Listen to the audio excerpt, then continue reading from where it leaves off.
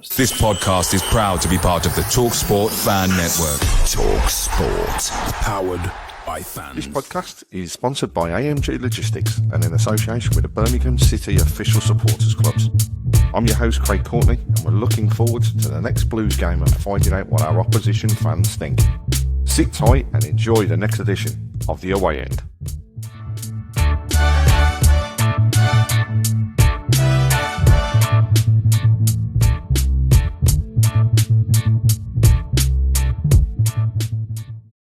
Hi, welcome to week 7 of the Away End. We're moving fast and forward towards, I can't believe I'm saying this, another international break. However, Blues are back on the road. We're going into the game against, well, a free-flowing Coventry City at the moment. We're again on Sky TV. We're again on at 12:30. I'm getting bored of this now. Please let us have a 3 o'clock back. And not just that, I feel as though this game, as we build up to it, is one not to be missed. Blues are going into the game off the back of a 1-0 win against Swansea, which broke the back of the losses where there was 2 on the bounce, and we'll be looking to push on. However, Coventry, what can we say about them? I've already said free-flowing. They seem to be scoring goals for fun, but they're also conceding. So it could be very interesting. Coventry are on a great run at the moment in the league, doing really well, flying high, but as well, 2 wins, 3 draws in their past 5 games. But the most impressive part, 15 goals scored. Seems to be scoring for fun, and Frank Lampard certainly is bringing the best out of the team.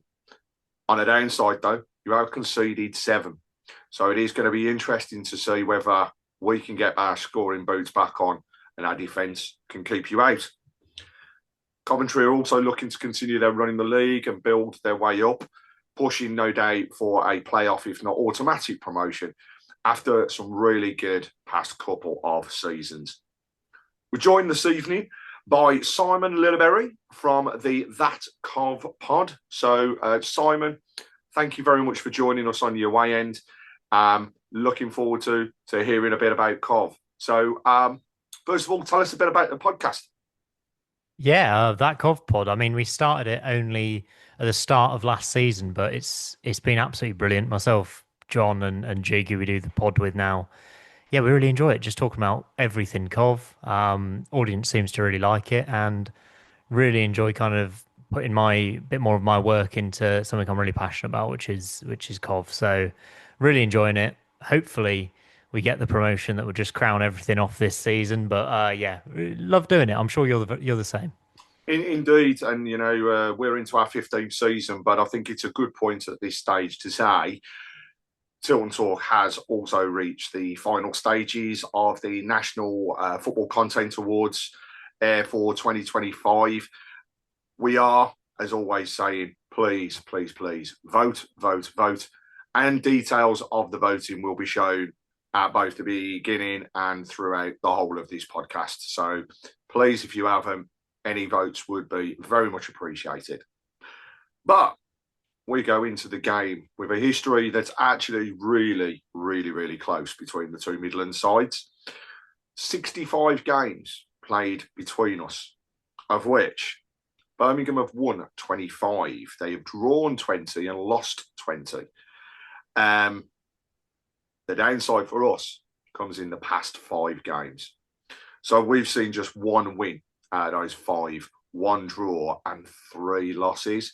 So Coventry well and truly on top over those past 5 games. We last played each other in April 2024.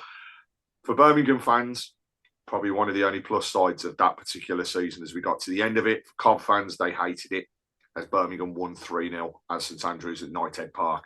However, it still ended in relegation.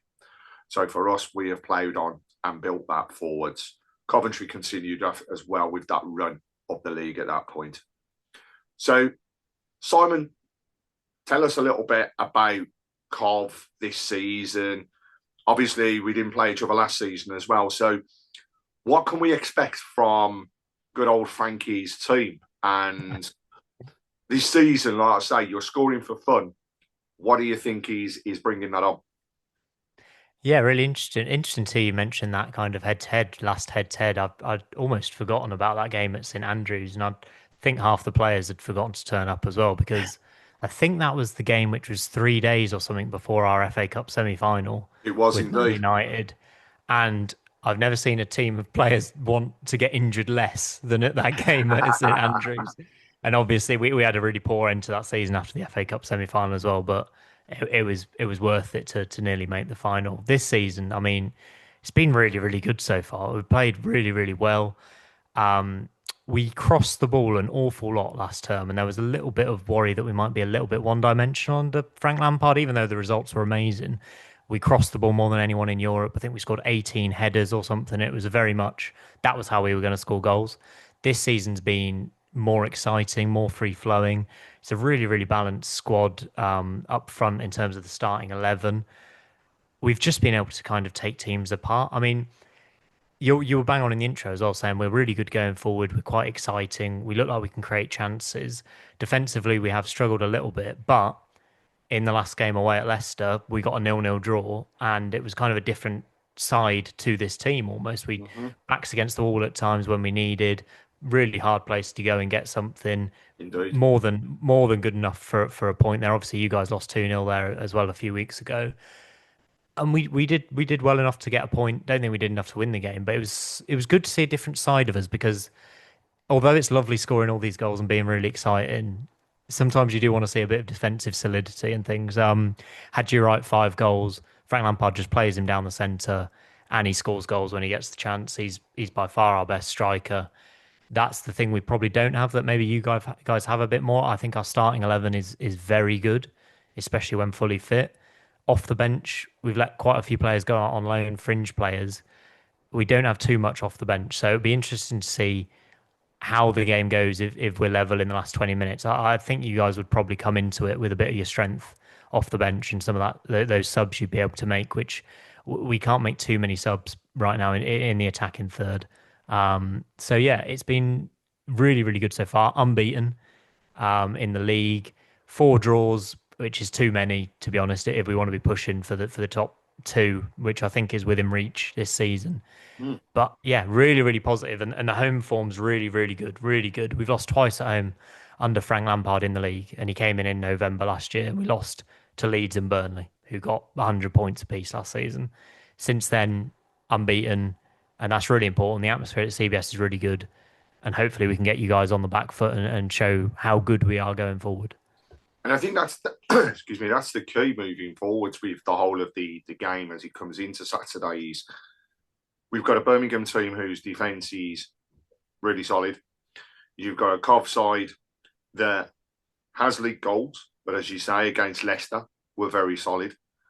I think we've got two, in fact, arguably, I think across our midfields, across the two teams, we've probably got the two best midfields and set of players across the league and opportunities. And then you've got the goal scoring prowess for yourselves at the moment, whereas we're lacking a little bit of that. You know, it's fair to say Lyndon Dykes coming off the bench to score that winner on Saturday against Swansea was great. However, we've got Stansfield up front, we've got Kyogo who's coming off the bench, and we're not getting those opportunities. And Dutch at the moment is still, for me, getting his fitness. You've mentioned a little bit about Cov and what to kind of expect from that first 11.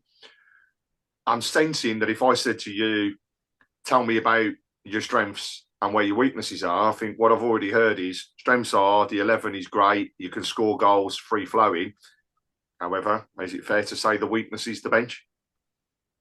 Yeah, I mean, absolutely. Strengths. We've got some really, really good players in this team. Jack Rodoni in particular. He wasn't amazing at Leicester, but he is our best player. He plays that number 10 role really, really well. Really good goal scoring threat. His touch is just brilliant. And unlike a lot of the number 10s or attacking players, he's big. He's an aerial threat. He can get in the box and score headers, as we saw last season. He scored a header in the playoff semi-final against Sunderland at home. Yeah. He's wonderful. Matt Grimes you know all about Matt Grimes. I'm sure he's played at this level for so long now, was Swansea's captain and did so well. He just runs the show. Wonderful left-footed passes, drops into the back line to make a back three when we've got the ball, and he can just control the play and dictate the tempo really. So they're two really key players. I've already mentioned Hadji Wright. Unfortunately, Mason Clark was out injured for the Leicester game, and we did miss him a lot because he's been fantastic on the left wing as well. And I think it's when we have a couple of those injuries, you just think the depth isn't quite there. Yeah. In terms of attacking subs against Leicester, we were very limited. Ellis Sims is the only real attacker we can bring off the bench, and he's not been the most popular figure in terms of his performances amongst Cov fans for the last 12 months, probably. I think he scored 6 goals last season or something, which is not really good enough. We need to see a bit more from him. But we're lacking in the wide areas in terms of depth. In midfield, we can bring on someone like Josh Eccles, who returned to the squad against Leicester and did quite well. Jamie Allen is energetic, but again, it's a step down on quality on those three. Yeah. One player we haven't seen so far is Luke Wolfenden, who we signed from Ipswich. Really exciting signing for as a centre back. But we've stuck with Liam Kitchen and Bobby Thomas for that Leicester away game, and because we kept a clean sheet and did really well, I'd expect them to start as well. What do you think? So the thing that I've seen, and just through watching a few of the games across the past couple of seasons, is that what Frank Lampard has brought to you is, for me, a squad that's got the togetherness that you were probably lacking a little bit under Robbins, but also that almost plan B type of strategy. I know when Frank first came in, there was the worry: is this the right man? He certainly seems to be progressing you as a club. You're on the up. You now, owning your stadium and stuff like that. So it's definitely all front foot and all impressive. If there was one thing that, as a fan, you could say to Frank Lampard that you would want to change, what would it be? Oh, I don't know really. He's done really well this season. I think his biggest strength is certainly getting the best out of players, and I think you can. I mean, we had an absolutely wonderful manager in Mark Robbins, and I would never hear a bad word said about him. But Frank Lampard seems to have made us fitter, and we're a bit more on it. The squad's smaller, which is helpful in some senses that everyone's got a part to play. And we are Lampard gets the best out of the players at his disposal, I think. I don't know if he'd ever do something fabulous tactically that would outwit a much stronger squad, but the players clearly like playing for him. They clearly respect him, and we have a top six starting 11 for sure this season. He is very good at, and he has been throughout his career, I think, of getting teams to perform at their par or marginally above. So Chelsea got to the top four example and through the group stage of a Champions League. Everton he kept in the Premier League. Derby he got to the playoff final. I think he throughout his career has never really underperformed massively anywhere. I think he gets a bit of a harder rap for that. So what would I say to Frank Lampard? That's interesting. Oh, you've caught me out a bit with that one. I think I'd potentially he didn't do it against Leicester, and I know it's because our squad is a little shallow on the bench, but we have left subs a little bit too late at certain points this season. In some home games where we've drawn against Hull, drawn against Norwich, we've drawn a few of these home games where with Ellis Sims on the bench, someone like that, you wish we'd maybe switch it up and go 4-4-2 and go long ball a bit for the last 10 minutes to try and get a goal. He very much likes to stick to the 4-3-3, 4-2-3-1, which is fine. It's the way he wants to play, and it works a lot of the time. But he rarely really rolls the dice and gambles towards the end of a game. And maybe that's because we've not really been losing games and desperately trying to chase an equaliser, although actually we were at Norwich, sorry. But yeah, maybe in terms of a plan B, in terms of a formation switch, I'd potentially suggest. I mean, it's interesting that you mentioned there around the late substitutions, because I think it's fair to say Birmingham fans would say the same around Chris Davies. And it does at times make me wonder whether it's kind of like an age thing, really, because they're both still really young when you think about managerial records and people that are involved in the game. And they're both had a great period of time within the game. Both learned a lot from playing and then through the coaching ranks, but still really in their infancy as far as managers concerned. So I think they're probably learning as they go on. So, if there was one weakness in your starting 11, where would it be? And where, I suppose the other thing is, what do you know about Birmingham? Yeah, first of all, I apologise if you can hear my washing machine going off in the background. It's rattling around. I hope that's not too We disruptive. can't hear a thing. Weaknesses for us. Starting 11 looks good, really. I would say the one area we get targeted is Jay Da Silva at left back. He is really come on under Lampard. The last few months of last season, he nailed down that starting left back spot. This season, he's been very good again. Obviously, had a tough time against Abdul Fatah at Leicester, probably the best winger in the league. Very difficult to stop. Without fail, he absolutely tore Birmingham to shreds as well. So Yeah, he is phenomenal in this league. Unbelievable, isn't he? He scored obviously a few good goals already, and he skipped past Da Silva a few times to the point where Da Silva just took him out and got a yellow card, and we ended up having to take Da Silva off so he didn't get sent off. But we kept a clean sheet, and he did a reasonable job. He is targeted for his height. He's very, very short, very small. Physically, he's actually quite strong because he's obviously low to the ground, can handle himself in the ground duels. If you can get a Lyndon Dykes, say, to peel off on the back post on Jay Da Silva, it's a bit of a problem for us because he's not going to win a header. Is basically the be all and end all of it. Apart from that, excuse me, the starting 11's strong. It is strong. It's the only point I could pick out. But Da Silva is still our best left back by a significant margin right now. So he's going to start. What was your other question? What do I know about Birmingham? Yeah. Yeah, I mean, apart from all the American hoo-ha and the Tom Brady documentary that's been going around, listen, the I work with a Birmingham fan quite closely, and the project's clearly quite an exciting one. I think your squad is strong. I certainly expect you to be in the top six this season, and the money you've spent and the way you've come up and the points you got last season, best EFL season we've ever seen. Clearly impressive. I love Kyogo. I know he hasn't scored that many goals for you, but the movement is it's almost like his brain is a step ahead of some of the defenders. And I think the goals have to come at some point for him, and I think he will start scoring quite regularly for you. Obviously, Jay Stansfield's quite the big name. I think he's a decent player as well. Maybe got a little bit more to prove at this level this season. I think the signing of Patrick Roberts is a really, really good one. I think he was brilliant for Sunderland last season. Look, he was starting in the playoff final, coming off the bench in the playoff final, playing a significant role for Sunderland to get them in the Premier League. And I'm just scrolling down your squad now. Tommy Doyle, quality. Lyndon Dykes, obviously a threat and someone you have to deal with. I think Cashin's a good player as well. But yeah, and then Damari Gray's probably going to cause us some issues. I don't know how you found him this season, but obviously did quite well in the opening few weeks and looks like he could be one of the better players in the league. I think it's interesting to see Cochrane at left back because I hear he was very, very good last season and he's potentially one that's not been as good as you potentially hope this season in terms of the step up. Starting with the injury as well, I think there's as put him on the back foot a little bit, and he did struggle against Swansea. The good thing for me is we've actually, for a change, got two players for every position. And you could argue that the starting 11 and those coming off the bench, you could swap them about and it'd still be equally as strong for both of them.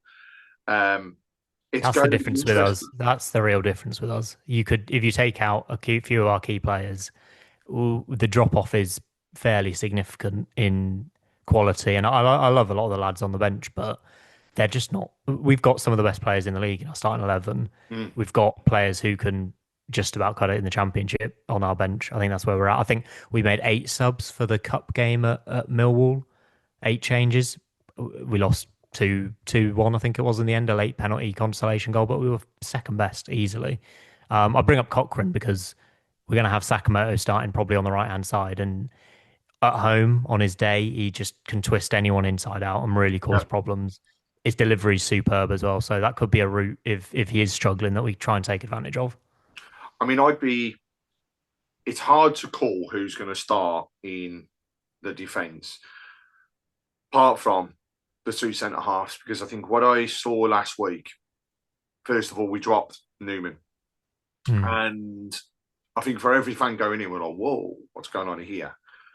But Robbins, when he came in, was absolutely superb. And it was as though Clara and him had played together for a long time. The stability across the centre was fantastic. And your two, left and right back were really just beginning to bounce off each other. We have Ethan Laird, who's coming on. He's on fire at the moment. How he didn't start on Saturday, I do not know.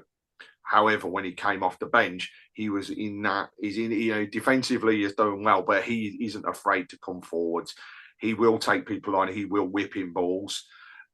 Something we didn't see last season, and it's quite scary because it was like our defence was untouchable really last season in the league, and should have been based on the money spent. But he is really coming into his own. And Samuel, I mean, he can blow again, hot and cold. It literally just depends. So sounds as though we could be in for quite an open game, which I always say I much prefer two teams that are not afraid to go at each other, keep it clean, have a decent game of football. And you know what? If it comes out as 0-0 because neither of us can score, who cares? Because what you've seen is a game that's been open and played at the pace you want it to be, rather than, we're just going to knock it backwards and forwards. Keep it to yourself. Right. Boring 0-0.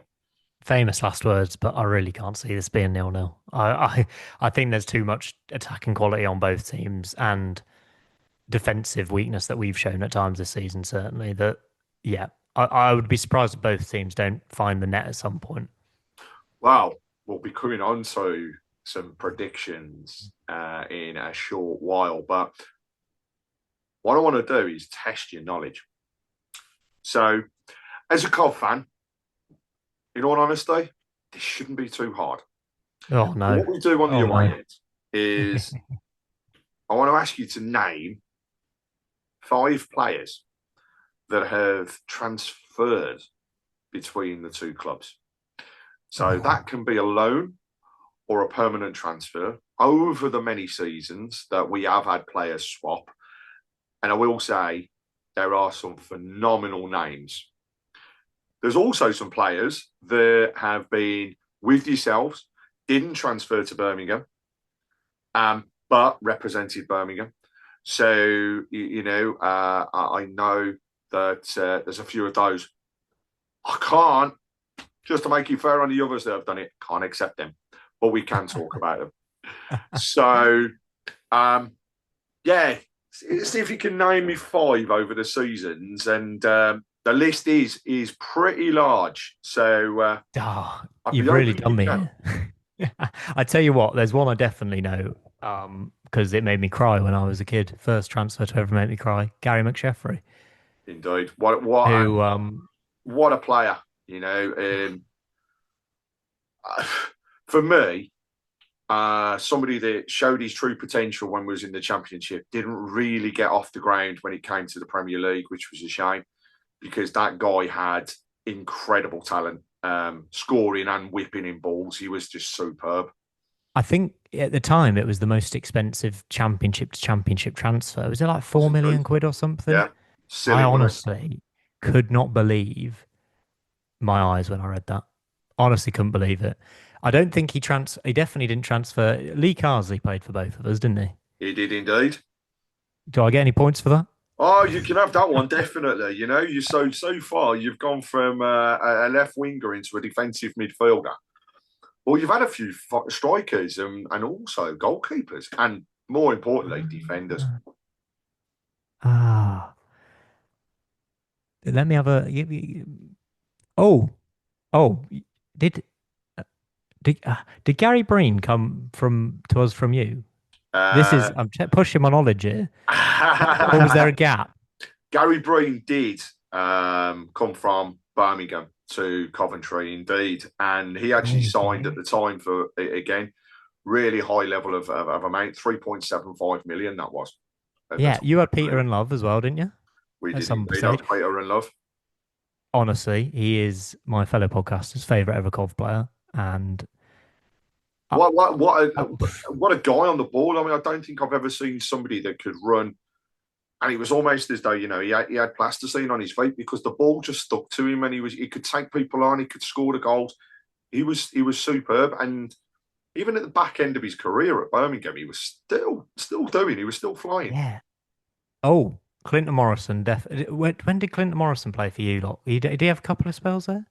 He had just the one spell at Birmingham, but it was, championship season going into the Premier League as well. And he was with us up in the Premier League. But I don't think Clinton Morrison transferred between the two clubs. He represented them both, but he didn't transfer between them. I really liked him. We had him and Leon Best up front at some point, and that was pretty decent. Was that under maybe Coleman 2010 or something? Trying to think of other strikers that we had, who you might have had.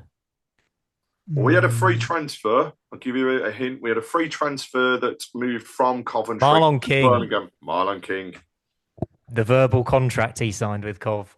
And then he left. Yeah, and Marlon King, who didn't just come and score goals in the league, but obviously had his opportunity in Europe when he was at Birmingham as well, which was phenomenal. So so far you had did you have Dele Adebola? We did indeed. Did he go? He didn't go. He didn't go from us to you, did he? Dele was no, but we have had Dele Adebola at the club, but he didn't transfer again between us. So you've had 4 so far. So there you go. You only got the one more. I think I've run out. You'll kick yourself when you hear some of these names. I know you will.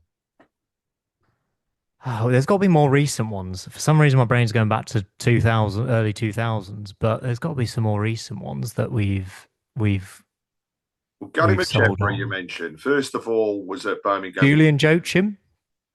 Not between the two clubs. Not between them, but he did play for you, didn't he? He did indeed. I'll give you time frames.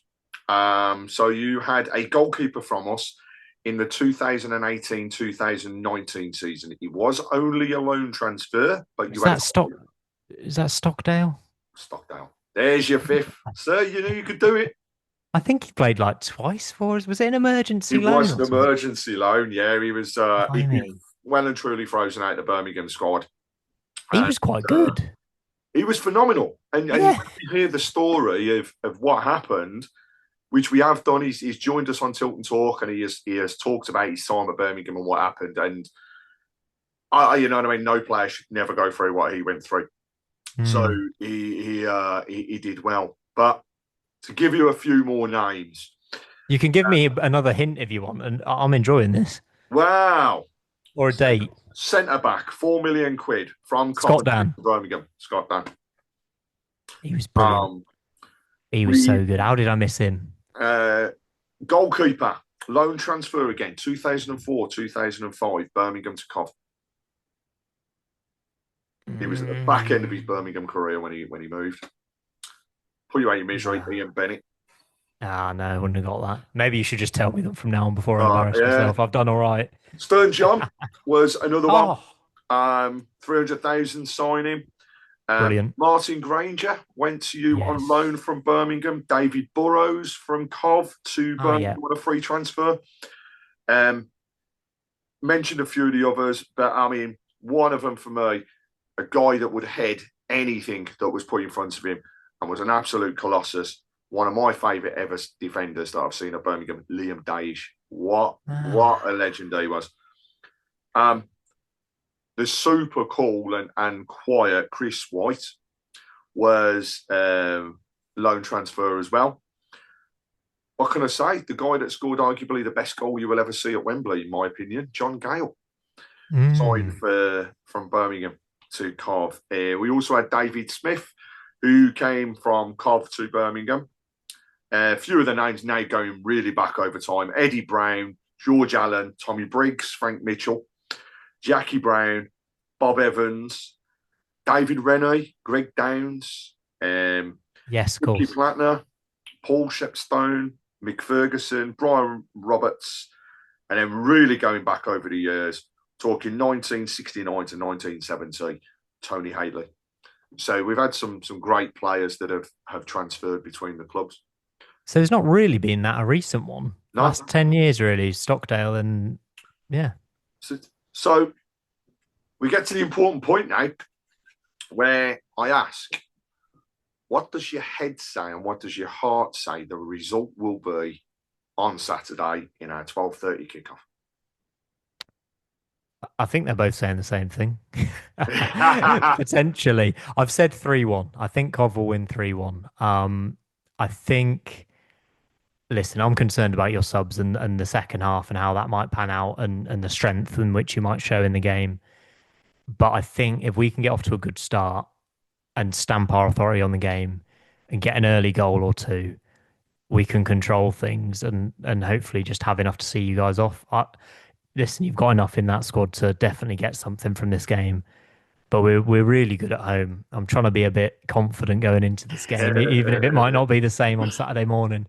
But yeah, given you guys, I think correct me if I'm wrong, your last away game at Stoke, you didn't have a shot on target. Correct.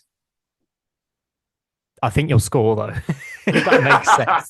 I still think you'll score because you never know with us a lot. But yeah, I think looking at that, I'd hope you don't massively improve. And if that is that case away from home, we should be able to win the game.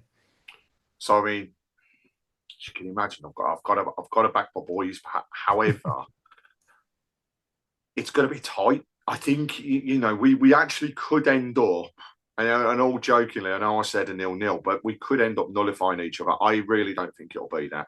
However, I think we've got a score draw on our hands. I think it's going to be a great game, really open. Both sets of fans well up for it. Always a good atmosphere between the two clubs as well. So it's going to be fun. I have refrained from saying what a disgusting sum of money they are charging to go to the game, but we're not going to. I agree, by the way. I mean, it's ridiculous. But hey, it's been done and we've still sold out. So it shows the following that Birmingham have got. And I'm going to go for, I don't know, I'm going to say 2-2. I just think it's going to be interesting and it could well be, as Greaves used to say, a game of two halves, because I do believe if you start the ground and hit the ground running, we will struggle, but we can come into things. And Chrissy Davis is learning all the time, so hopefully he will take a little bit of what he learned from Swansea, bring that forwards into the next game.